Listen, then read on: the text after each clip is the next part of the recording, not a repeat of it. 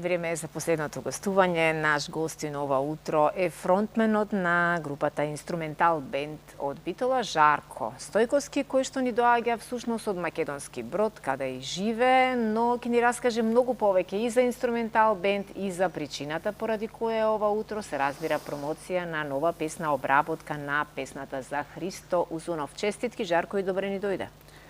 Благодарам. Сузе, добро утро. Добро утро до сите гледачи на Алфа телевизија и во ново прекрасно студио. Навистина прекрасно се чувствувам. Не сум прв пат тука и ми е често сум ова утро тука со вас. Секогаш сте добре дојдени.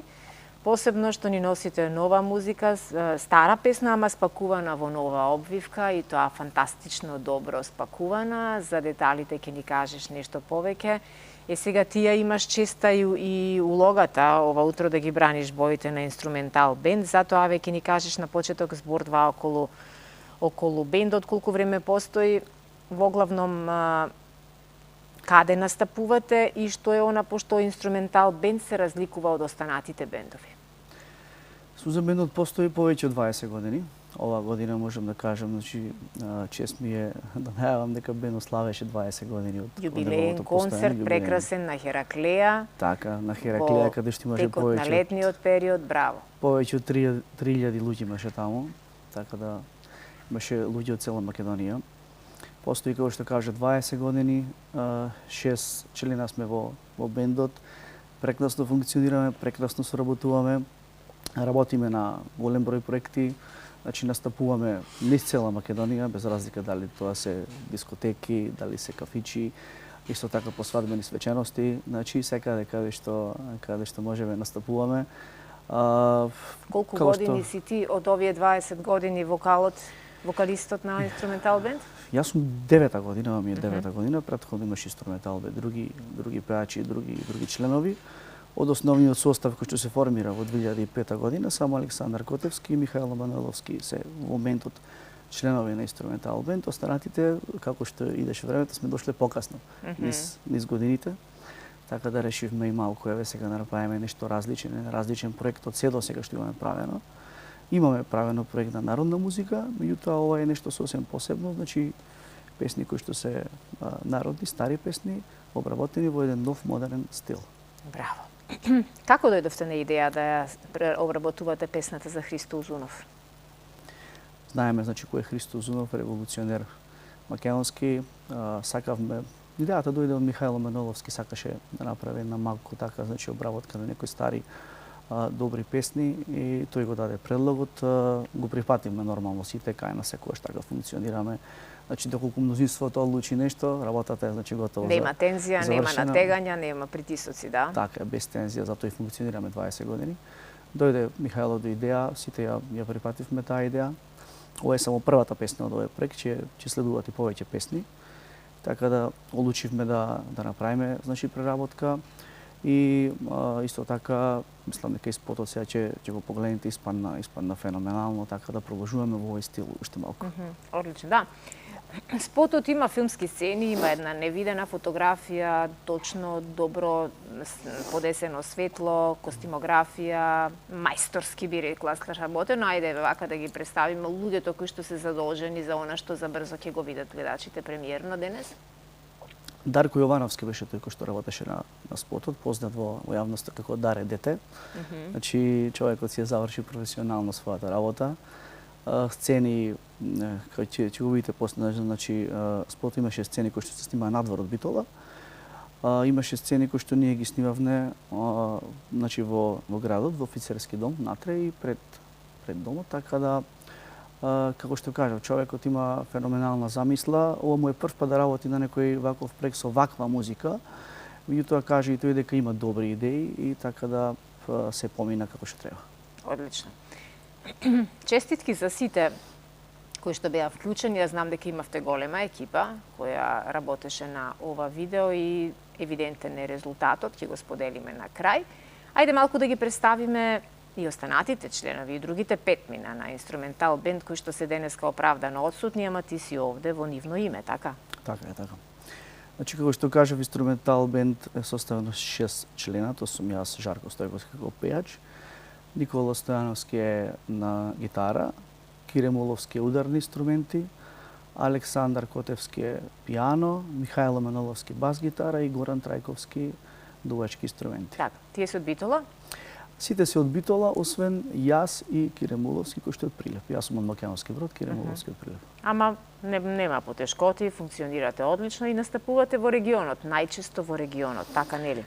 Па низ цела Македонија су зели претежно Битола, Прилеп, Македонски Брод, Кичево, Источна Македонија исто така, значи Кочани, Виница. Браво.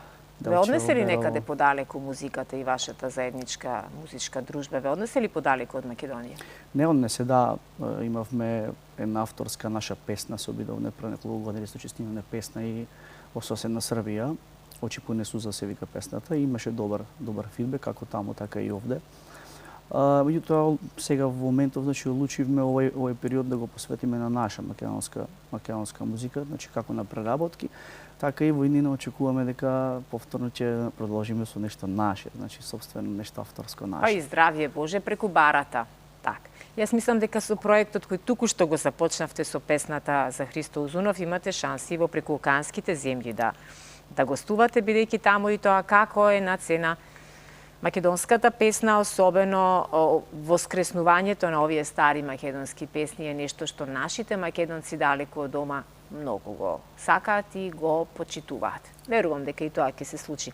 Ајде малку да го искоментираме. Жалам што не можеме да споделиме фотографии. Имате прекрасни фотографии на вашите профили. Концертот, јубилејниот 20 годишниот концерт во Битола, кој што на она прекрасна сцена на Хераклеја на Античкиот театар се случи, каде што ваши гости беа Анета Молика, попозната како Анета Молика, Љумаковска, и Ламбе сега, да. Алабаковски. Анета Љумаковска е сега, така нели? Како си поминавте и колку публика? Знам дека сте имале доста голема бројка на публика. Си поминавме прекрасно, значи беше самиот концерт беше феноменално, значи за организацијата поголемиот дел сме задолжени ние како бенд, значи си ја презедовме нашата работа, целокупната работа, значи во наши раце, затоа што никој не може да ни организира концерт и никој не може да не познава подобро нели од самите ние. Така да во глобала со мала помош нормално со одредени луѓе го организиравме тој концерт и испадна феноменален. Значи над 3000 луѓе имаше тој концерт.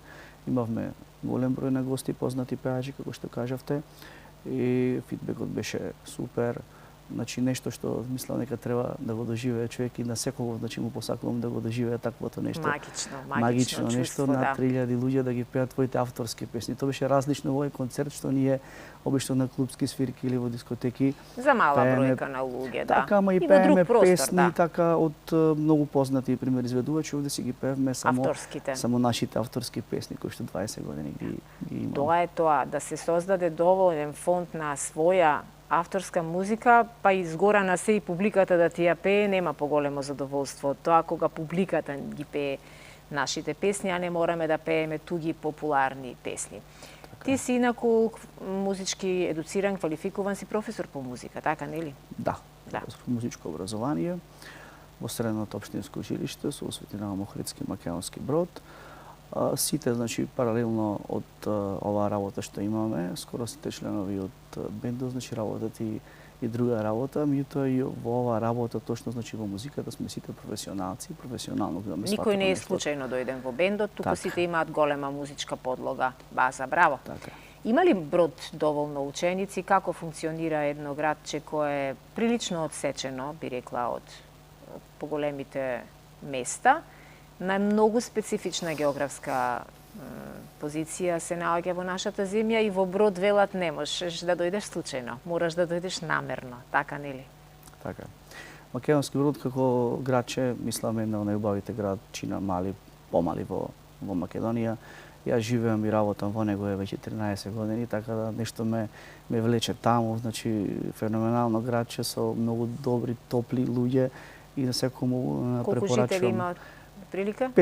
5000 жители, некаде околу 5000 жители, така да на секој му препорачувам топло да дојде и да го посети нашето градче, затоа што е феноменално. Многу луѓе што ме знаат од инструментал бенд, мислат дека сум од Битола, меѓутоа јас не сум од Битола, сум од Битола, одам нели на свирки и функционирам со битолски бенд. На печалба во Битола. Да, инаку живеам и работам во Македонски Брод. Да, да.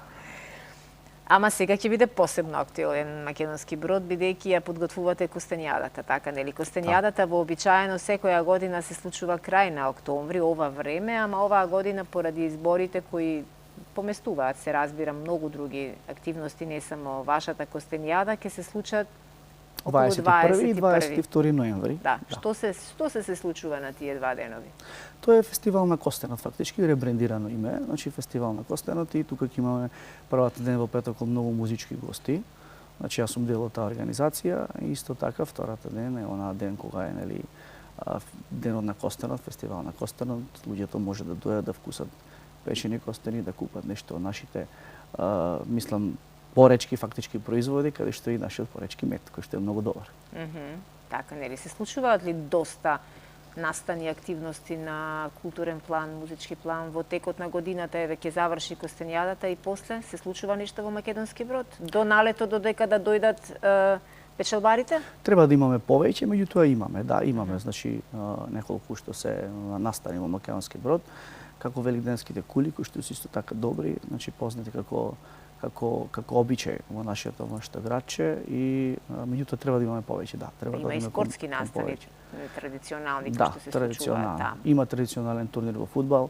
Сега само што заврши турнирот во одбојка, така да се организираат многу добри настани во Македонски брод, и мислам дека секој еден вреди да ги посети тие настани. Браво. Се враќаме повторно на спотот кој за некоја минута премиерно ќе го видиме сите заедно и ќе се восхитуваме на музиката, спакувана со убаво видео.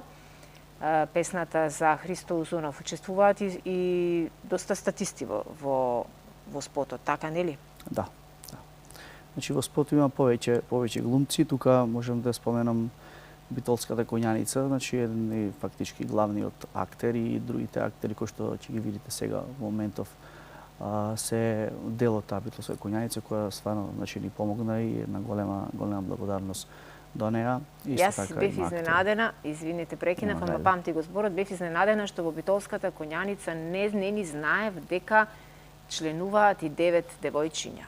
Битолската коњаница е, би рекла, коњаница во нашава земја која има најмногу девојки, и секоја честна. Вистина, веројатно беше и сложено и не беше така едноставно да се уснимат кадрите со коњаниците, така? Да. Тогаш ние не бевме тука, меѓутоа Дарко Јовановски си сработи работата феноменално, професионално. Ти си ги поделиш на делови сите кадри, се што сакаш да вметнеш, и се тече лесно кога си ја знаеш работата. Другите? Други кои беа вклучени? Ѓорѓи фактички е главниот лик кој што е, имаше други актери кои што исто така, значи глумеа во тој спот. Исто така имавме, значи голем тим позади нас кој што стоеше, шминкери и така. Во тој контекст. Ова е ваш прв поголем ваков проект, така нели? Да. Еден од поголемите. Во која динамика, со која динамика ќе обработувате вака стари македонски песни, како да ве очекуваме? Сакаме да обработуваме стари македонски песни кои што не се збориме доволно, значи опеани, токму тие ги баравме како што е дел оваа песна. Да, малку позаборавени. Пеани се, но сепак не му е, знаеш, не се достигнати во правилното светло, не се фактички прикажани. И ќе следуваат исто така, како што кажав, повеќе од овие народни песни, па нека оцена публиката сами дали е добро или не. Здравје Боже, вие само треба да го следите пулсот и да видите како публиката реагира на сето она кое вие го правите. Може би е рано да те прашам, ама еве во светот веќе на големо се подготвуваат за предновогодишните празници, како што и секој еден креативец, секој еден уметник, секој еден музичар прави план како ќе ги поминува, дали работно, дали не, тие денови во кои вие музичарите најмногу работа имате. Имате ли некакви понуди сега, имате ли некакви планови, размислувате ли каде, како ќе настапувате за новогодишните денови? Имаме планови, да, веќе имаме закажано неколку свирки, нема да откриам каде, меѓутоа имаме и како што кажавме, значи преска кога правиме молец од ТВ надвор, кажавме дека фактички музичарите даваат премногу, односно нас не нема дома, значи за нова година, за празници, за сите тие работи не нема дома, така да мора да работиме таква ние. Имате ли разбирање, имате ли поддршка од дома, бидејќи ако немате поддршка ништо од бизнисот? Мора да имаме. Така, нели, да. Имаме секако. Еве ги потсетувам сите сите сопруги, сите девојки, сите членови на семејствата на музичарите уште еднаш да имаат големо разбирање, да ја дадат поддршката, бидејќи тие не би можеле ниту да бидат квалитетни во она што го работат, ниту пак би можеле да имаат толку голема публика и толку голем број на следбеници, доколку нивниот талент не излезе од дома, така? Дома да им свириме, да им пееме, ќе им досадиме, жаре, нели така? Ќе не избркат, ќе рече таа излези надвор, пеј и свири што сакаш прави. Одлично. Добро, тука некаде ми преостанува да ти се заблагодарам што ни дојде ова утро од Брод, по дождот, врне и во Брод? Да, врне. Врне веројатно на секаде, таква е прогнозата за денеска, но има и во дождот нешто убаво. Велат дождот е берикет, земјата се радува кога врне дожд, а ние се радуваме секогаш кога имаме песна и музика во нашето студио. Токму е и ова тоа утро.